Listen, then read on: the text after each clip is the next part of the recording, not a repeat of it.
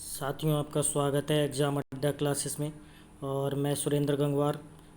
हमारा चैनल हमेशा ही आपकी मांगों को उठाता रहा है और जब तक 22,000 सीटें जो कि 69,000 में जब तक नहीं जुड़ जाती तब तक हम इसकी मांग को उठाते रहे हैं और भविष्य में भी उठाते रहेंगे। 22,000 सीटें जो कि आप जानते हैं कि 1,37,000 का ही पार्ट हैं। चूँकि शिक्षा मित्रों का जब समायोजन रद्द हुआ था तो 1,37,000 पद थे और 1,37,000 पदों को ही 2 क्रमागत भर्तियों में पूरा करने का आदेश माननीय सुप्रीम कोर्ट ने दिया था। एक भर्ती हुई थी 68,500 और एक भर्ती अभी संपन्न हुई है 69,000, ठीक, जिसकी की थर्ड काउंसलिंग हुई है।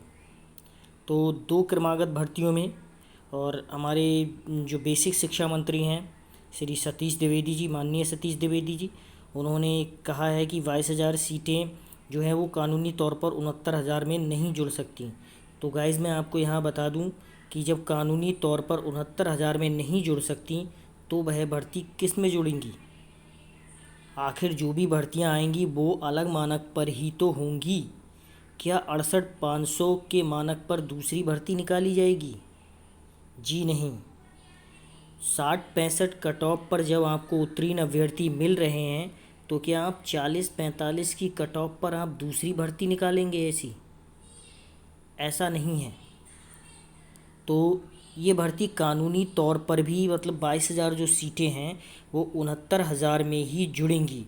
69,000 में क्या जुड़ेंगी? ये पूरी भर्ती ही एक ही है गाइस। ये 2 भर्तियां नहीं हैं कि 68,500 आपके अलग भर्ती हो और 69,000 अलग भर्ती हो। ये दोनों एक ही भर्ती नहीं है। इसको एक भर्ती कहना ही मूर्खता होगी। ये 1,37,000 की पूरी एक भर्ती है। ये दोनों अलग अलग नहीं है। ये 1,37,000 का ही पूरा पार्ट है। ये पूरी भर्ती एक है। 69,000 में आपने 3 बार आपने कट ऑफ लगाकर और 3 बार आपने इसकी काउंसलिंग आपने करवाई तो क्या ये 3 भर्तियां हो जाएंगी? नहीं जी। 1,37,000 जो भर्ती है वो पूरी एक ही भर्ती है और उसमें ही 22,000 सीटें खाली हैं। और माननीय योगी आदित्यनाथ जी जो हमारे मुख्यमंत्री हैं उत्तर प्रदेश के, उन्होंने ही कहा था कि योग्य अभ्यर्थी नहीं है 68,500 में। अब जब 69,000 में इतने ज़्यादा योग्य हैं तो 22,000 सीटें कानूनी तौर पर भी 69,000 का ही पार्ट हैं। चाहे तो आप हमसे हाई कोर्ट, सुप्रीम कोर्ट कहीं भी लड़ लीजिए, लेकिन ये पार्ट जो हैं वह 1,37,000 का हिस्सा हैं और ये 22,000 सीटें कानूनी तौर पर भी 69,000 में ही जुड़ेंगी। और रहा बात, अब बात करते हैं आइए बिहार मॉडल पर। तो बिहार मॉडल क्या, अभ्यर्थियों ने वहाँ पर लगभग 84 डेज़ धरना दिया। अभ्यर्थियों ने कहाँ पर? बिहार में 84 डेज़ धरना दिया। तो और वहाँ पर भी 2019 में सुपर टेट हुआ था और हमारे यहाँ भी कब सुपर टेट हुआ है? 2019 में। तो वहाँ धरना देने के बाद वहाँ भी सरकार नहीं मान रही थी। वहाँ भी 3 गुने अभ्यर्थी पास हुए थे और उत्तर प्रदेश में भी, बिहार में 3 गुने अभ्यर्थी और उत्तर प्रदेश में भी 3 गुने अभ्यर्थी पास हुए हैं। कुछ अभ्यर्थियों का वहाँ भी समायोजन हो गया और कुछ अभ्यर्थी यहाँ भी लग गए। ठीक, समायोजन नहीं, लग गए वो जितनी की वैकेंसी निकली थी उस हिसाब से। लेकिन वहाँ भी सुपर टेट के अभ्यर्थी पास थे और यहाँ भी सुपर टेट के अभ्यर्थी पास हैं। और जब सुपर टेट के अभ्यर्थी पास हैं सरकार के पास, तो सरकार को सुपर टेट कराने की आवश्यकता क्यों है? जब सरकार को जितने मानक पर पास अभ्यर्थी चाहिए उससे ज़्यादा अंक अर्जित किए हैं। 104, 105, 106, 110, यहाँ तक कि 115 और 118 नंबर लाकर भी मेरे एक मित्र हैं वो इस भर्ती से बाहर हैं। जबकि क्राइटेरिया क्या है? ओबीसी और एससी के लिए 90 नंबर चाहिए।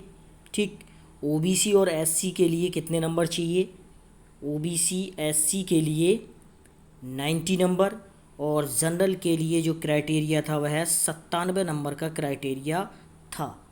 ठीक, तो जब इनसे भी ताप के तय मानक से ज़्यादा अभ्यर्थी आपके पास हैं तो आप नई भर्ती कैसे निकाल सकते हैं? और आप नई भर्ती निकालेंगे तो जो इस समय सुपर टेट पास हैं उनके लिए ही आप नई भर्ती निकालिए, ना कि आप सुपर टेट का आयोजन करेंगे। अगर आप ऐसा करते हैं तो अभ्यर्थी ईंट से ईंट बजाने में कोई कसर नहीं छोड़ेंगे। जब बिहार के अभ्यर्थी लाठी डंडे खा सकते हैं और उन्हें नौकरी मिल सकती है, तो यहाँ के अभ्यर्थी सरकार को दौड़ा भी सकते हैं। इस चीज़ का ध्यान रखिए।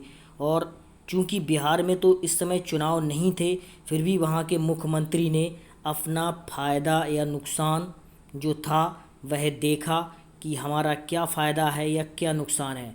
और आपके आगे तो चुनाव है 2022 के, वरना ये जो अभ्यर्थी हैं ये 22,000 नहीं हैं, ये कम से कम 22 लाख हैं।